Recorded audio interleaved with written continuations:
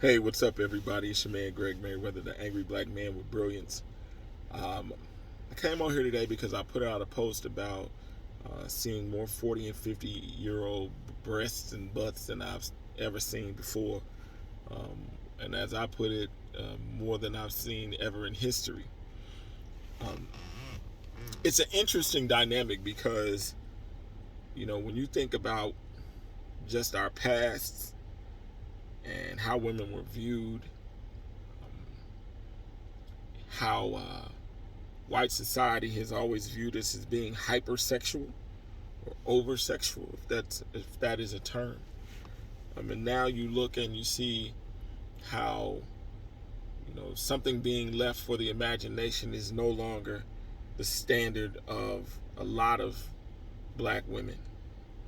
Um, and I won't ever say all because I still see sisters out there um, rocking it, doing their thing, staying in shape, but still leaving something to the imagination.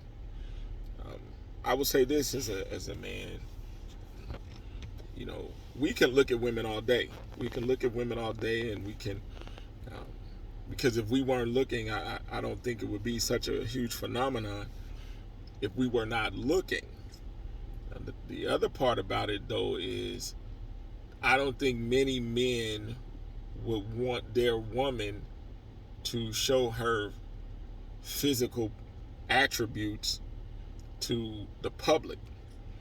Um, there's always been a statement that was like, I want a lady in the street, but a freak in the bed. Um, a lot of these women are looking like freaks in the streets. And I think that there's nothing wrong with, displaying your beauty. But then there's another thing of displaying your booty. And what I mean by that is the key is the actual term booty, which means treasure. Um, and when you realize when men don't have to hunt for treasure and treasure is always presented to men, the value of that treasure no longer makes it a treasure. So it's interesting because, when you look at women now, these women are in their 40s and 50s, and likability has become so strong in our world that in order for people to hit like, more women are taking their clothes off so that they can feel a sense of belonging, which is very disheartening. And maybe not, I don't know.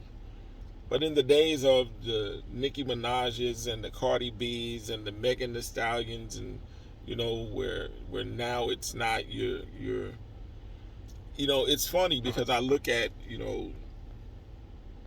female rappers like MC Light and even Queen Latifah, and I look at them and it's like they're still you know and Queen Latifah is a known homosexual, and but there's still something about them that is so ladylike, you know. And it's a beautiful thing to see as a man, when women can still be beautiful without showing their body or their attributes, if we can call them that. And then if you look and you say 40s and 50s, some of these women are grandmothers. And I'm like, what does it look like in the next 10 years, 20 years when you're 70 and you have videos out here where you showing your butt and your breasts, and what message is it that you want to send to your granddaughter? And equally, what message are you sending to your grandson?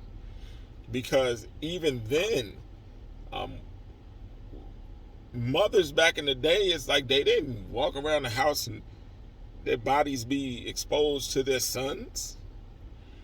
And now you see mothers, sons holding the camera. And so I'm just trying to understand, what is it that is being sought? What is it what type of attention or what is missing that would cause women today to want to show more of their body than I believe ever. And is it the pay? Is it the attention? Is it the likes? What's going on? Is it the lack of attention? Is it just the thing of being chased or hunted that you seek? Because again, we'll hit like. That's the truth.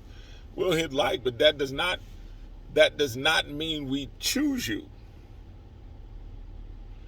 I think that is the misconception. Just because a man will physically choose you does not mean he will emotionally choose you.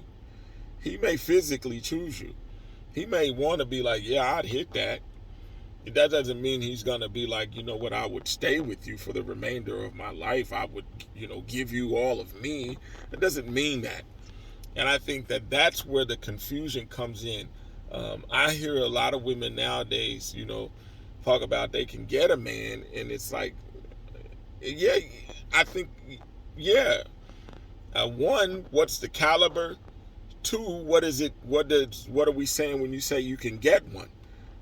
And because there are levels to getting one. You can get one to like you. You can get one to take you out to eat, to the movies. You can get one to spend a couple of dollars. But can you get one to stay? Can you get one to commit? Can you get one to want to give you the best of him and develop? What does it mean? What does the term I can get one mean? And so with all that said, man, I'm just really challenging us to think about these things, because when I look at them, I'm always wondering what we're doing and how we're making progress as Black people. And when the birthing ground of our people is now being put out there in a way that could be considered